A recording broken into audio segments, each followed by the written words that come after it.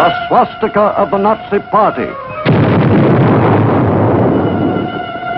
It is gone today, blasted from the earth, but the memory of its evil genius remains. Great is man's devastation of his own handiwork. Some men's thirst for conquest is unquenchable. Names like Genghis Khan and Attila the Hun freeze the blood of men and strike terror into their hearts.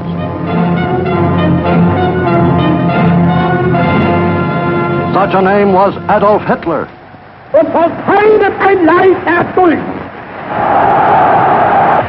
What kind of man was this strutting, shouting fanatic of the Third Reich?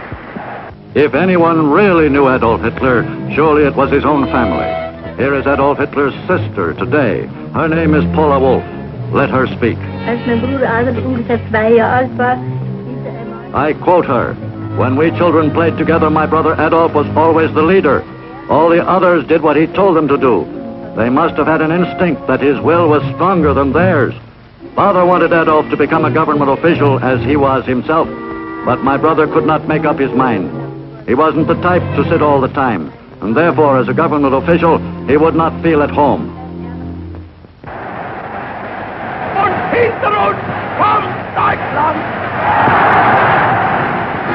Hitler, a faceless nobody, a failure in early life who rose from the depths of a defeated and despairing Germany after World War I and fell at Armageddon years later amid the terrible wreckage of his own creation, the Third Reich. To historians, Hitler's success with the German masses stemmed from his gift of oratory, from his speeches, which had something of Wagnerian music, a foggy conglomeration of gods and heroes and blood and race.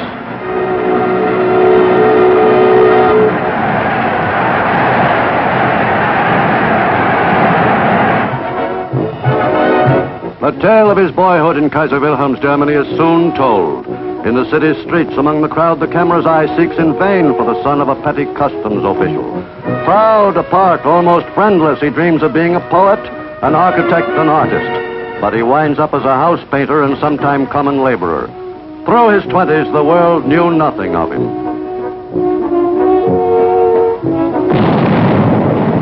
1914.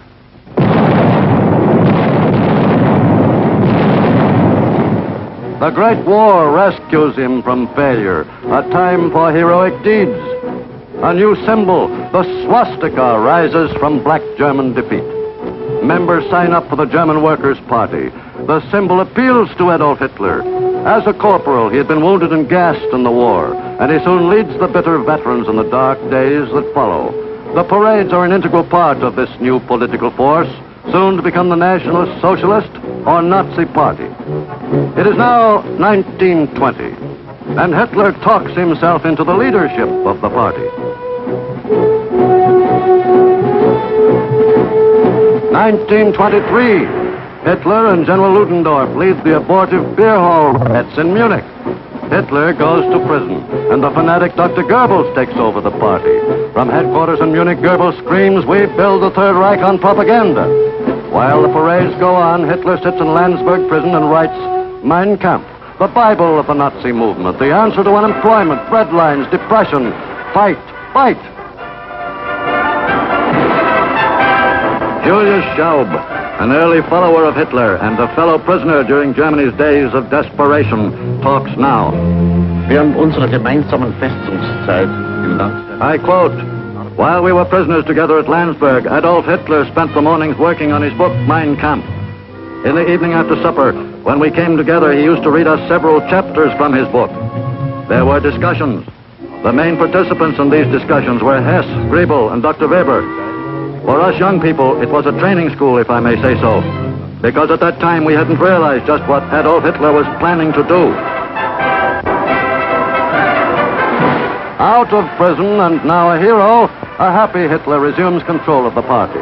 The fascist salute, borrowed from Mussolini, becomes part of the ritual, along with the banners and the rallies. Other close ties with the Italian fascists are built. Hitler and Rudolf Hess greet Mussolini in Munich, perhaps seeking to learn the way to seize power.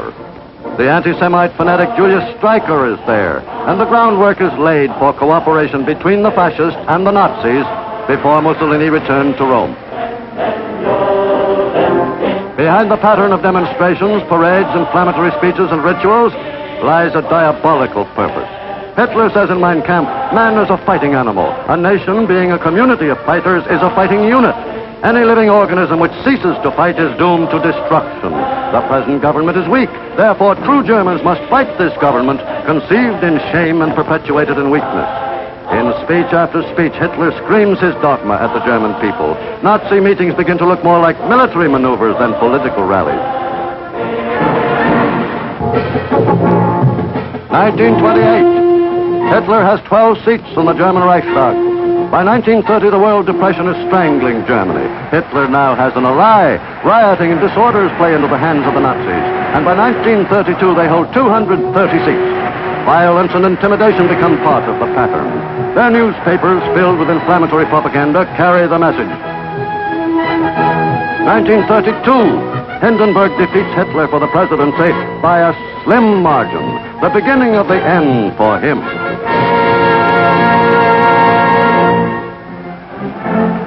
January 30th, 1933, Hindenburg is through. Hitler is named Chancellor, and in a torchlight parade, his followers pay pagan homage to the undisputed master of Germany. The Stahlhelm or steel hats, the SS Elite Guards, and the SA Stormtroopers are all there, and they will spread terror throughout the land. Hitler now has the support of the big German cartels. Hitler is now able to put into practice his thesis as spelled out in Mein Kampf, that the aim of all education and all effort is to produce a German who can become a soldier.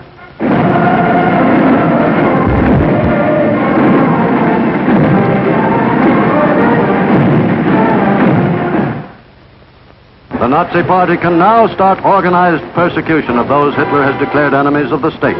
Attention, Jews, the sign reads. The Nazi Party's chosen goons will carry out their orders with a will. They swoop down on their victims.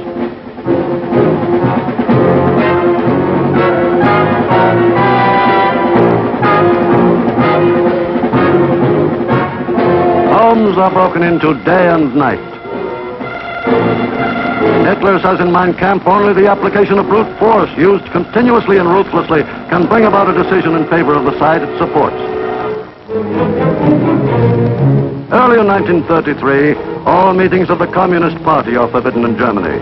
After the Reichstag fire, 4,000 are arrested and hurled into concentration camps behind barbed wire fences. Brown shirts and black shirts join in these roundups. Up to the time of Hitler's appointment as Chancellor, control of the Prussian police has rested in the hands of the President. Now that is ended.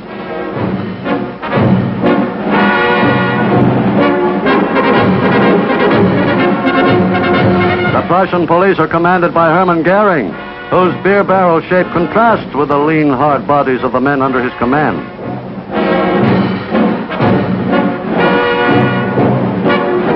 But there's not to reason why or to question the will of the Führer. August 2nd, 1934, President von Hindenburg, the idol of the German people, dies. Hitler digs in, assuming the presidency and consolidating the office with that of Chancellor.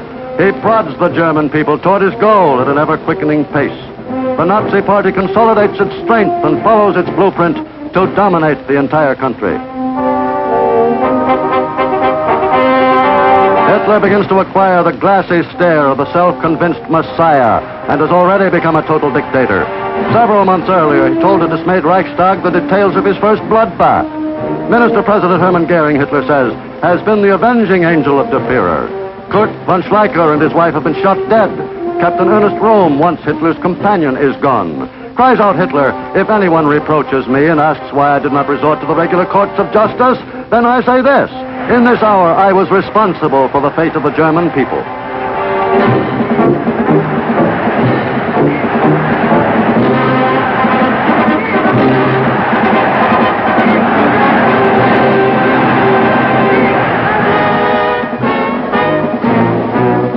A large standing army is forbidden by the Versailles Treaty. But for a long time, the Nazis have managed to circumvent this. Since 1925, they have had an organization known as the Reichswehr, under Baldur von Schirach, the youth organizer. There is a cadet corps and a phony labor corps. Every village, every town, every city adds to the roster of young men trained to serve as soldiers of the Reich. These labor battalions are pledged to serve Hitler in these words. Never in the trenches, never surrounded by bursting bombs. But we are soldiers of the Reich. At first, these men drill with shovels, and Germany has more hunting clubs than game, a cover for other military organizations. Gradually, the world begins to see through this massive subterfuge.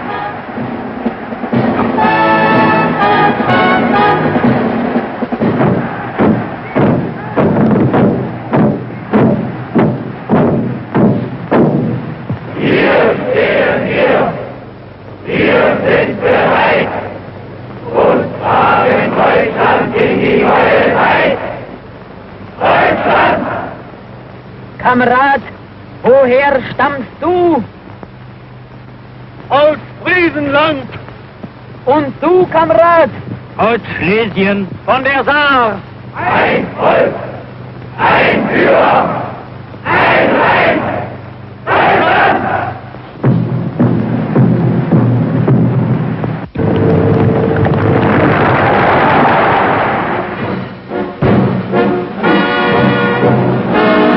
Increasingly bolder with each passing day, the conspirators against world peace soon are strong enough to forget the false labor battalions and the phony shovels. Armed with real guns and striding along in new uniforms, they are a finished fighting force.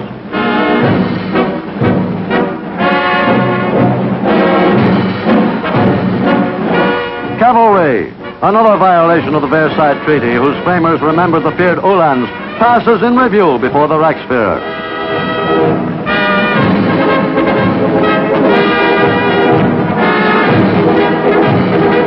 Panzer cars begin to appear. As time passes, the goal, world conquest, seems closer. Hitler begins to feel that he is as ready as he ever will be. March 7th, 1936, he announces his troops will reoccupy the demilitarized Rhineland. The troops march west, 35,000 strong. Don't worry, Hitler tells the Allies, this is only symbolic. Nevertheless, world capitals are jittery. Paris considers mobilization, but nothing happens. Britain is too preoccupied with her economic problems. Hitler's bold revival of German militarism, the reappearance of the German eagle, the dedication of the Nazi Party, all these signs fail to arouse action. America, with prosperity returned, is indifferent.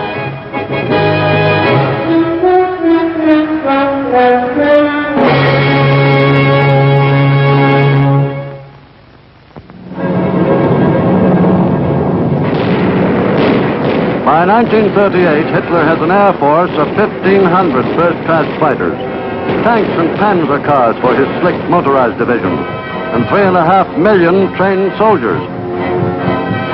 March 11th, 1938, Der Führer makes his first move across traditional German borders. He invades Austria, and within 2 days, a puppet Austrian chancellor proclaims the unification of the two countries. Another diplomatic card in Hitler's hand, the revived German Navy, a nightmare to Britain with her exposed sea lanes. She, France, and Italy sign the infamous Munich Pact. September 1938. By the following March, Hitler gobbles up the remainder of a prostrate Czechoslovakia. The great Skoda munitions works is added to the Nazi arsenal. More weapons for De Führer's conquests.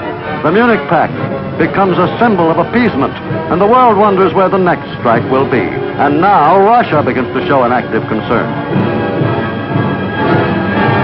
No bridegroom could be happier than Adolf Hitler, who is keeping his rendezvous with destiny. In 6 short years since he became chancellor, the German eagle again has the world trembling. Facing France, the Siegfried defense line bristles with tank traps and guns.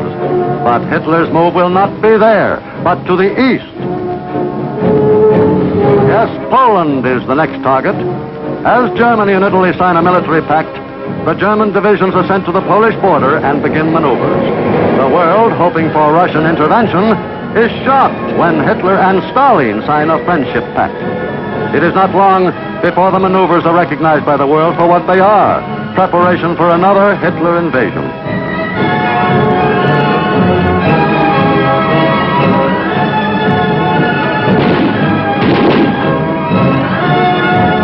To the Polish border, Hitler has sent divisions of cavalry to cope with the Polish mud when it becomes too difficult for the mechanized divisions. Everything goes according to plan. Out of the youth groups have come divisions of hardened soldiers ready to die for the fatherland. Out of the young groups of athletes who practice jumping come the tough paratroopers ready to strike with lightning speed.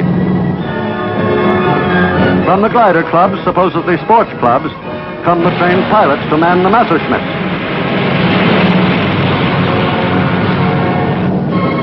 And out of the merchant marine come the trained submarine crews, ready to man the Atlantic wolf pack with which the world is ill prepared to deal.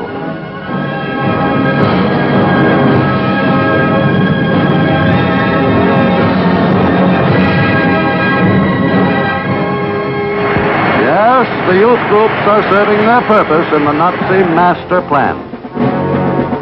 September 1st, 1939. Germany's radio stations crackle out the warnings, "Stand by, something big." Inside one heavily guarded studio, the Minister of Propaganda, Joseph Goebbels, speaks. The news is world-shaking. Germany has invaded Poland. Within 2 days, France and Britain have in turn declared war upon Germany.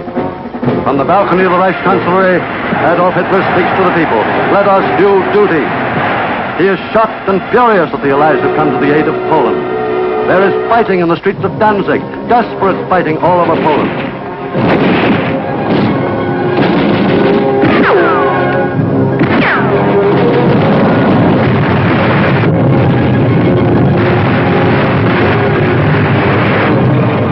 Poland is literally burned off the maps of the world as the Panzer divisions execute the first of the ferocious blitzkriegs. The German-Polish frontier disappears as the Poles try to oppose a moving 20-mile wall of steel and firepower with their ancient cavalry. Hitler goes to the front to view the slaughter at Poznan. In 3 weeks, the nation is reduced to unresisting ashes.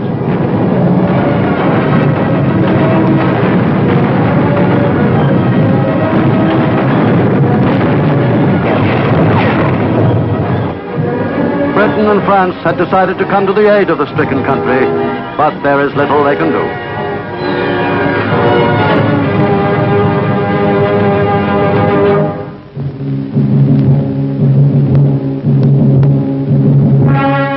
Before the autumn leaves have fallen, the subjugation of Poland is complete. The world now knows it is engaged in a death struggle with the former unemployed house painter, now become world conqueror. The screeching fanatic is familiar. But what about the man? In Bavaria, at Berchtesgaden, the man Hitler has built himself a hideout. It has a patio overlooking the wild mountain known as Untersberg. It is here that he entertains top Nazi officials in private. And it is here that his love for a woman grows and becomes a strange part of this implacable despot's private life.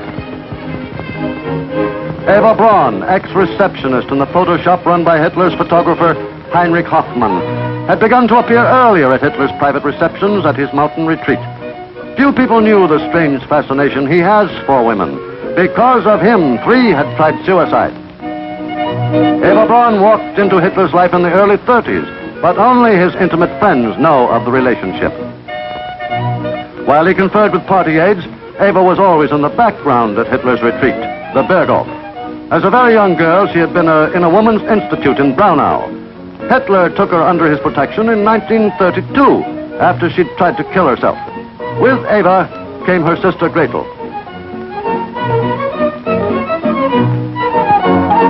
In this beautiful setting, the Polish massacre and the coming war with the Allies seemed remote indeed. A cocktail party atmosphere prevails a great deal of the time. Minor party officials whose names are lost to history are there chatting with the Führer, as Eva and her sister and friends provide almost comic relief. And looking at her, one might be inclined almost to pity her. Poor girl, scarcely more than a child, and flattered by the attention of the ruler of her country, she can hardly be expected to act differently. She came from the same humble background as Hitler himself, a possible explanation of his preference for her. The wife of the Führer's adjutant, Frau Schaub, sheds a new light on the love life of Germany's master. There was, after all, Hitler the ladies' man. Das Gerücht, dass Adolf Hitler Frauen gegenüber. She says, those rumors that Adolf Hitler was supposed to be abnormal over women are false. As the wife of a man who was his adjutant for 20 years, I had numerous occasions to watch him in private, and also when in the company of ladies. I can assure you that he was definitely a very normal man. He loved women and loved to be in the presence of feminine beauty. I know all about the relationship between him and Eva Braun from 1931 right up to the end. And I also know about many other love affairs.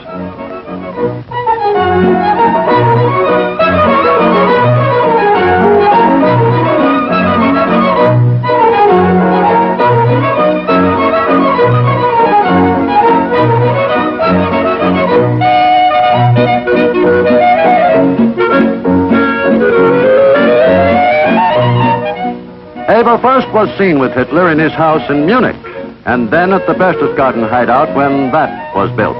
She is seldom photographed with Hitler. She is rarely alone at the Berghof.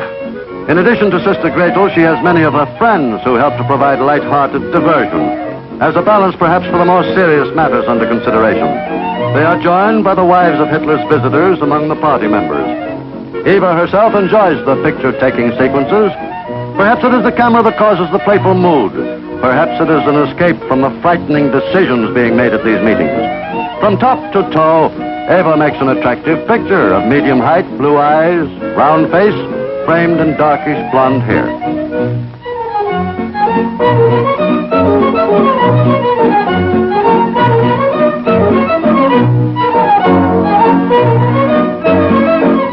We have no comment from Hitler about his sweetheart. From others come varying opinions. Says Heinrich Hoffmann, who discovered her. She is an ordinary, pretty little shop girl with all the frivolity and vanity of her kind. To Dr. Goebbels, she is that stupid flapper. Knowing how Hitler despises fatness in any form, Eva spends a few hours a day in exercise.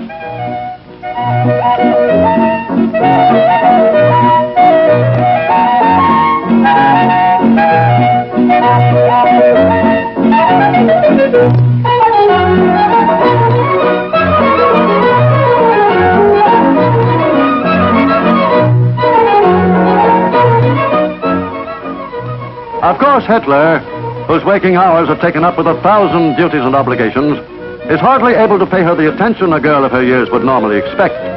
While some of the entries in her diary tell of Hitler's anger and of his neglect and her own mortal unhappiness, she also writes with pride that she is the mistress of Germany's and the world's greatest man. Then she seems not to mind the neglect.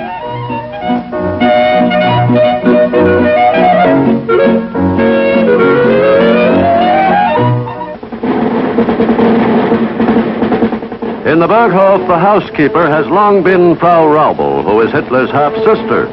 It is her job to keep the establishment going, so that the Führer may always use it as a spot for quiet business matters away from the Chancellery. But after her daughter has shot herself for love of Hitler, she resents Eva's installation as her daughter's successor. In the end, Frau Raubel quits her post, leaving Eva the chatelaine responsible only to her lord and master in every sense of the word.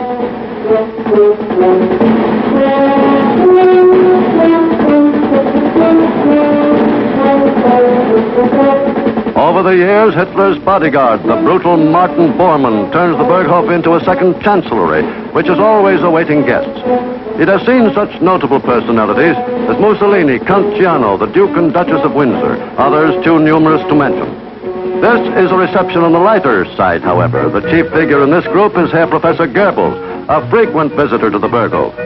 Adolf and Eva pose together for home movies. Then Goebbels and Eva's younger sister, Gretel. Gretel is a more fastidious girl than Eva. In time, she will marry Hitler's aide-de-camp, Hermann Fegelein, and suffer tragedy when he is shot by Bormann as a traitor to Hitler. Hitler's most intimate advisors say they don't know at what point the frivolous Eva becomes his mistress. As the wildfire of the war spreads, Hitler more frequently seeks the companionship of Eva.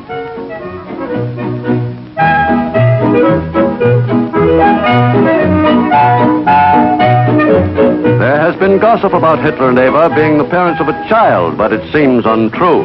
This baby is probably the daughter of one of her girlfriends.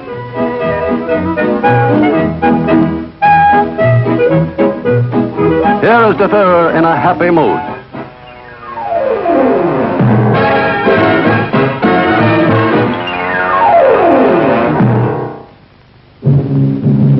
It is hard to imagine now that a great war is raging. Hitler's private guard is ready for a visitor. The only intimation of war comes when someone like Count Giano, Mussolini's son-in-law, comes to Berchtesgaden. Hitler wants to know when Benito is going to keep his promise to come into the war. Several months have gone by and Italy is still neutral. But this serious business does not interfere with the round of gay swimming parties featuring Eva Braun and her friends in a kind of water ballet. The fact that Britain and France are going to make a real effort to cut short the mad career of her lover does not curtail the daily diving practice.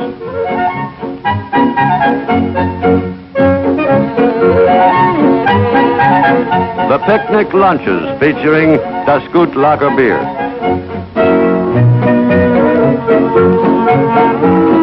Another episode starring Eva with a supporting cast of Nazi leaders visiting Berchtesgaden.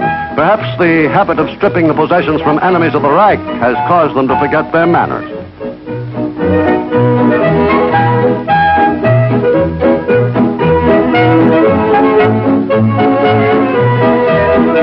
The girls at the Berghof are always willing to provide amusement. These lakeside frolics are some relief from the other business of the Berghof, the planning of world conquest.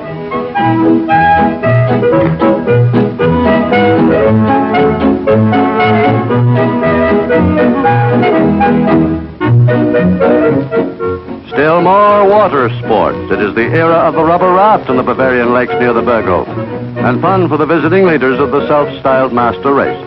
Far different from the rubber rafts which are floating in the vast areas of the Atlantic with their human cargoes consigned to the sea by Hitler's roving deadly submarine wolf packs.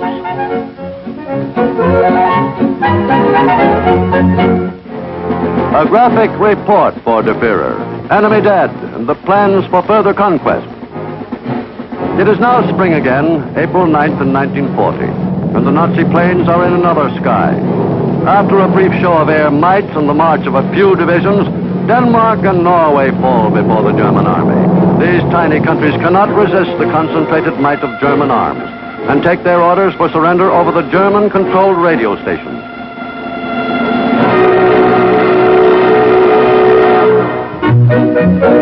But even Hitler's attempts to remake the map of Europe brings few changes to Berchtesgaden. At Hitler's hideaway, it seems that everything is always the same. The same girls in bathing suits seated on the same blankets, the same water sports, the same carefree air. But not entirely. The beauty of a butterfly's wings are indeed fascinating, as are many things bright and gay. But a butterfly's wings are quite different from those of transport planes. And the transport planes carry a deadly cargo.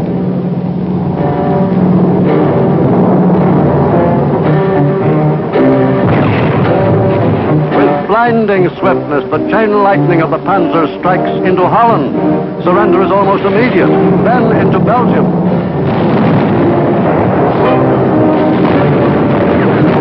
The British are rolled up at Dunkirk.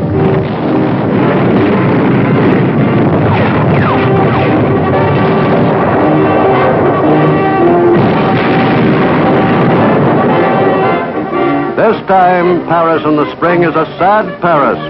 For the second time in a century, German troops march through the Arc de Triomphe. June 22nd, 1940, in the same railway car in the forest of Compiègne which witnessed the German humiliation of 1918, the French are forced to sign the unhappy armistice. Among the Germans, there are congratulations all around, and Der Führer, really letting himself go for once, almost dances a little jig. After a visit to the Paris Opera House, Hitler goes back to Berchtesgaden. He is spending more and more time in the old familiar haunts now, strolling the paths from the Berghof to the tea house that has been built for him.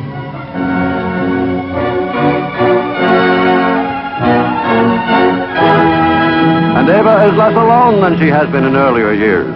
Under the impact of the tremendous events that rocked the world, Eva is undergoing a change. She senses the role she plays in her lover's drama, and this time, with Julius Streicher as guest, she acts with more dignity.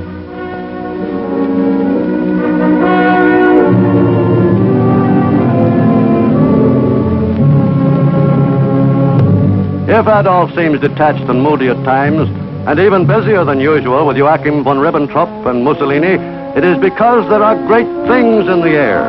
Everything is pointing to a blow at England. the bases in France and Norway, the air battle over Britain. But Hitler has other plans, known only to his intimate advisors, such as Joseph Goebbels and Heinrich Himmler.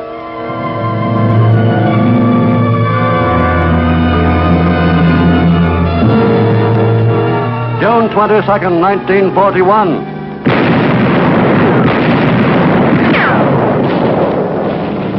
Three great Nazi army groups crash into Russia on a vast front from the Gulf of Finland in the north to the Black Sea on the south. The world is shocked. No one has expected this. Hitler and Stalin have been allies. They have split up Poland. They have signed a mutual assistance pact. The drive carries deep into Russian territory.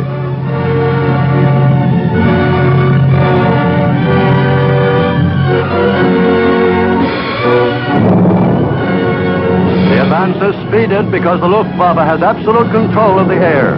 In the Kremlin, in a slow, halting, colorless voice, Stalin calls upon his people to scorch the earth.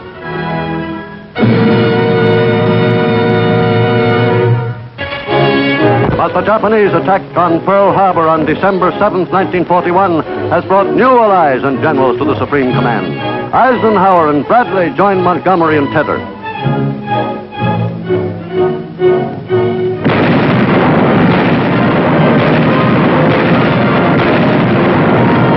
1942. American troops invade North Africa.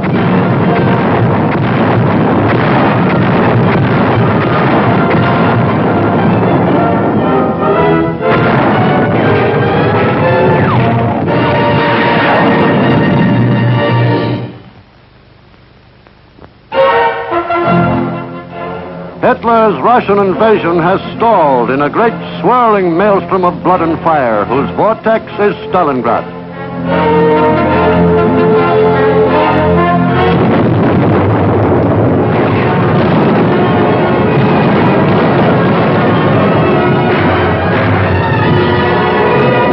July 10th, 1943, the Allies invade Sicily. Hitler has Mussolini in for a conference. The Führer does not like the way things are going in the South. There is a saying, dictators ride to and fro on tigers which they dare not dismount. Hitler gives the Italian dictator a severe dressing down. Benito listens, knowing his armies are collapsing. Eva is still kept in the background at the Berghof, doing her slimming exercises alone as her Führer struggles with the titanic problems of the war.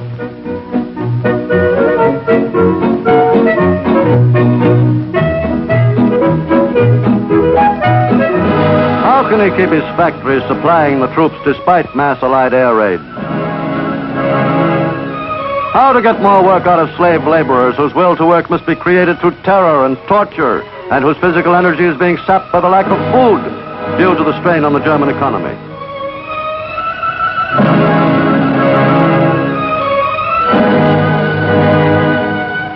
Full production can hardly be expected from starving men who must push and shove each other for the scraps left for them.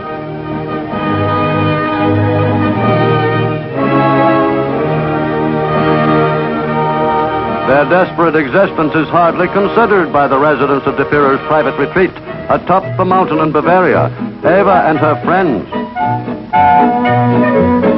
During the summer of 1943, the Rhine maidens of the Berghof seem little concerned that their world is soon to crumble in the consuming flames of the Allied counterattack.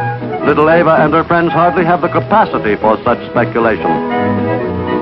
Her sister Gretel, heavier now, joins in the enjoyment at one of the crystal streams near the Berghof.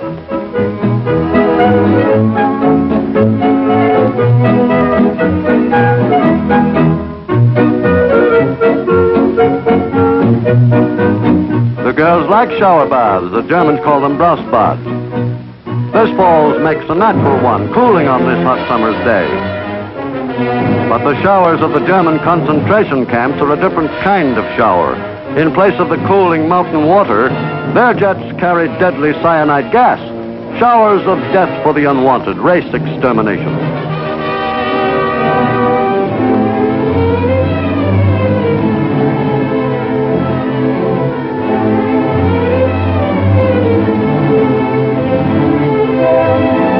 Even the clothing will be salvaged. In its death throes, the Third Reich will overlook nothing usable. September the 8th, 1943. Under cover of darkness, American and British troops strike across the Strait of Messina and invade Italy. General Mark Clark leads the invasion.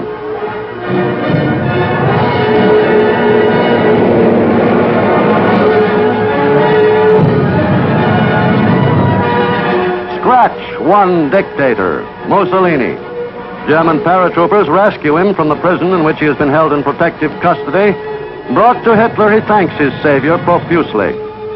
He will live to be hung by his heels in the public square at Milan.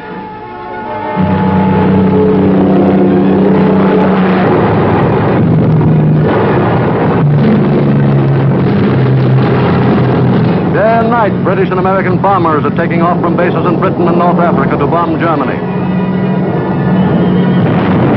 In German cities, the fire apparatus is kept constantly busy by the 1,000 plane raids. It is 1944, and the Allies have almost undisputed control of the air. Planes sweep through the skies and rain down destruction on Cologne, Hamburg, Berlin, the Ploiesti oil fields, railroad yards, and rocket launching pads. Never has war visited such havoc on the works of man. Hitler's visions of world conquest are beginning to fade. A battle at Monte Cassino in Italy.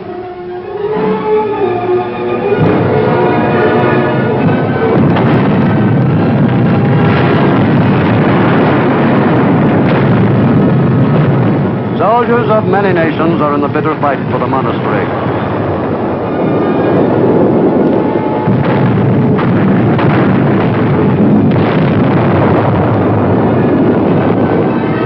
And they take it and go on to Rome. This is truly an allied army. They understand each other, the universal sign language. The ones who can't understand are the bombed-out civilians. They know little about the mad dictator who has caused their plight, especially the children.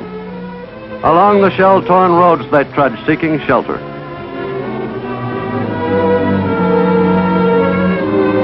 Now for one of the last glimpses of the Berghof.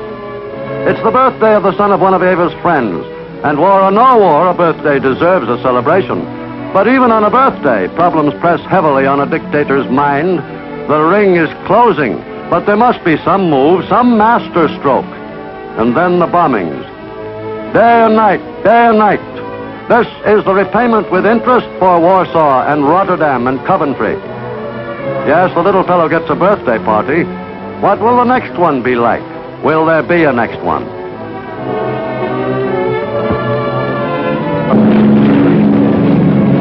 June 6, 1944. The French coast from Cherbourg to Le Havre.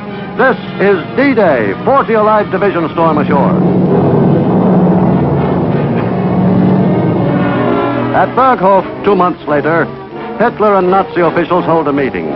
A desperate bomb plot has miscarried. Several die in the blast, but Hitler escapes. The only after effect is a slight limp. This war, says Hitler, is one of those elemental conflicts which usher in a new millennium and which shake the world once in 1,000 years.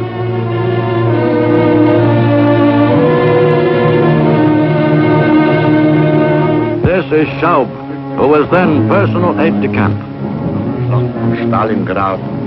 He says Adolf Hitler's state of health got a lot worse because of the setbacks on the front, especially after the Battle of Stalingrad. He couldn't sleep, his nerves got worse, and he was forced to take to medicine. But I must kill all those rumors. His brain was perfectly in order, right up to his death.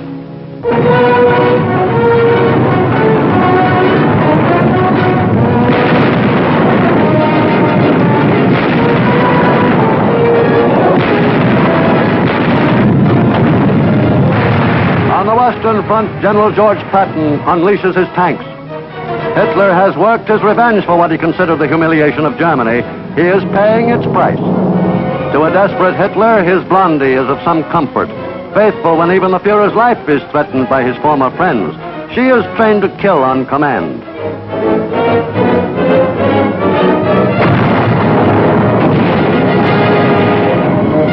On the Russian front, things go from bad to worse. German troops are driven from Romania, Bulgaria, Yugoslavia, and Greece. The next Russian move will be into the German heartland. German troops bravely face the massive Russian attacks with the inevitable results. When troops are outmanned and outgunned and hungry and cold, you never see a ghost step in the snow. Disaster follows disaster. The Allies storm across France and double their aerial assaults on Germany itself. German troops are surrendering now by the thousands. The white flags of surrender are fluttering everywhere. The GIs pull down the swastika and run up the stars and stripes.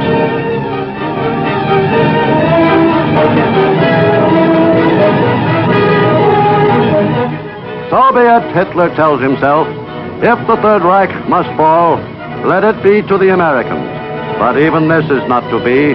There has been a deal at Yalta. The British and Americans are to draw up along the Elbe and let the Russians take Berlin. Hitler sees the handwriting on the wall.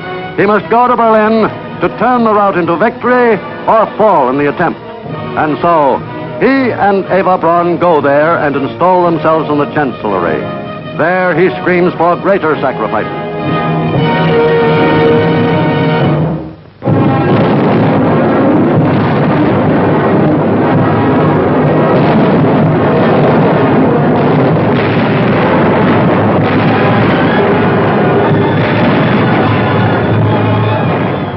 Berlin, a city in its death throes. All day and all night the guns thunder. Civilians decide to make a run for better cover.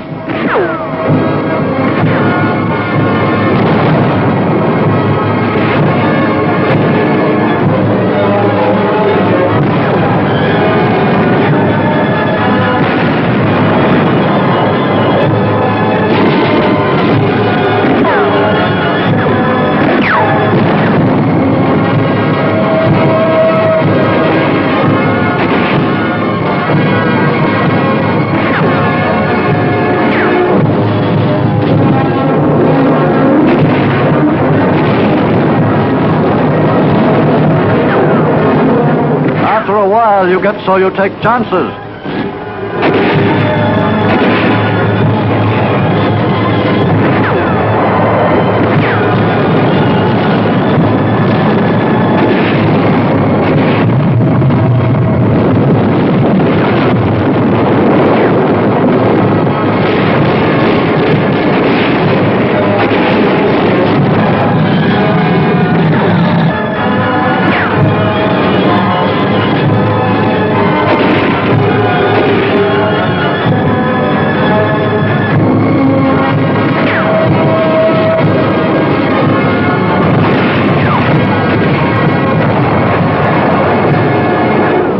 April 20th, 1945, and the Russians are mopping up in the Berlin suburbs. Hitler has called in his staff, the final meeting. Should they fly to the south, Hitler elects to stay until the end and goes to a bunker under the Chancellery with Eva. Himmler and Goering desert. The crashing gunfire is the sound of approaching doom. On April 22nd, Hitler is in a state of nervous collapse. He refuses to leave the bunker. Julius Schaub remembers the scene. Ein Schlafzimmer im Bunker. He says, I entered his bedroom in the bunker with him. On the table there was a 7.5 pistol. He went up to it. I got a terrible shock. He cocked the gun. But no, it wasn't the last hour yet. He was only making sure it was loaded. A few days later, the event took place, which I thought was going to happen at that moment.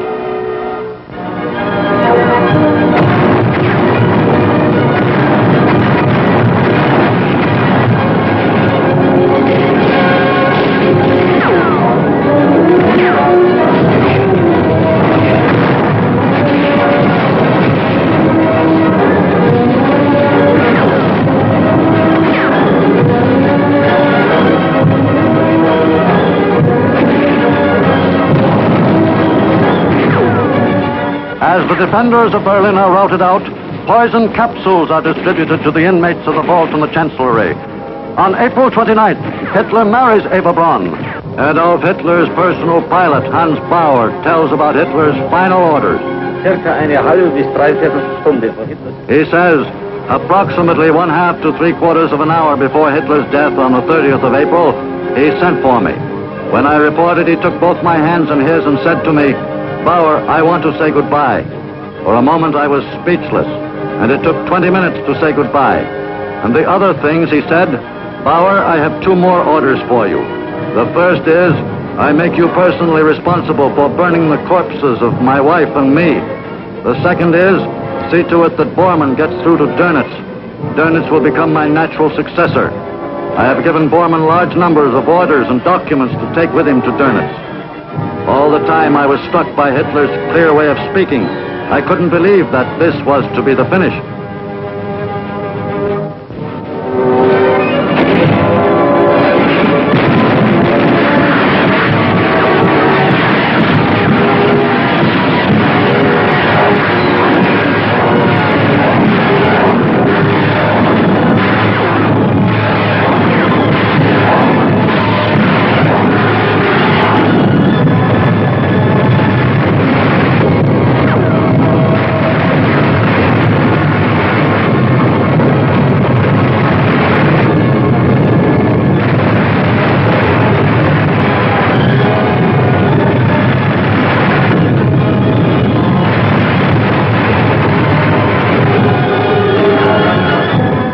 The flaming Nazi capital is taken. The last defenders are hauled from their holes. Amid the complete ruin, it is difficult to find out what happened to the fallen Nazi idol, but the full story is pieced together later. In the basement of the Chancellery, Adolf Hitler shoots and kills himself. Eva takes poison and dies.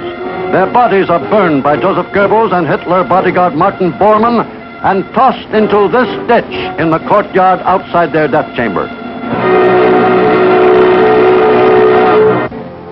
Here is Erich Kempka, Hitler's personal chauffeur for many years. He soaked the bodies in gasoline. He says, "When I saw the chief for the last time, I definitely had the feeling that the end was near. But there was no change in him that you could see, not in his character nor anything else. He said goodbye and dismissed me. Next day, when the chief was dead, I went on to the bunker just as they were carrying out the corpse. Then came Martin Bormann with Eva Braun in his arms.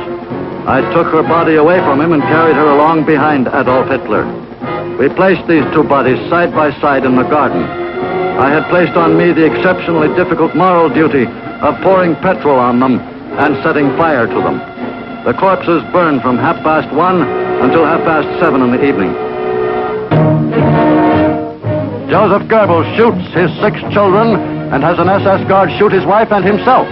And the Russians hoist the red flag atop the Brandenburger Gate.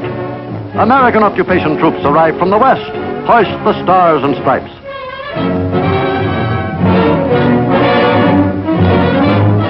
Allied leaders, including American generals and Russian generals, take over. The Third Reich dies in a last convulsive catastrophe. The guns crackle sporadically. The Russians are shooting all suspicious persons.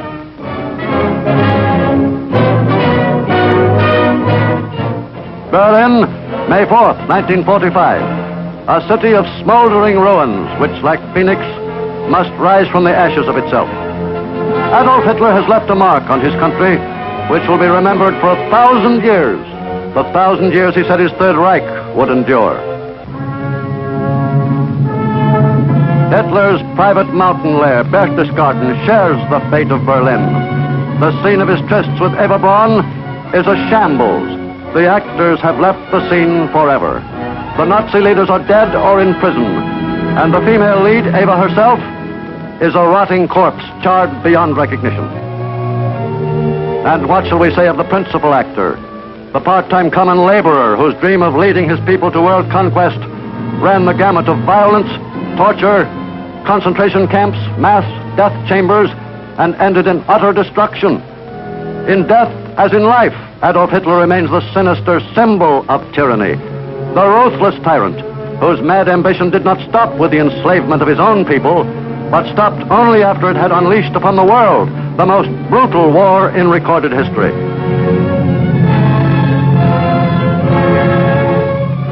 Quiet has returned to the gay patio at the Berghof.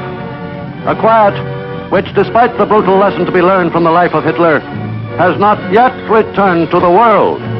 The horrible specter of man's inhumanity to man still dwells among us.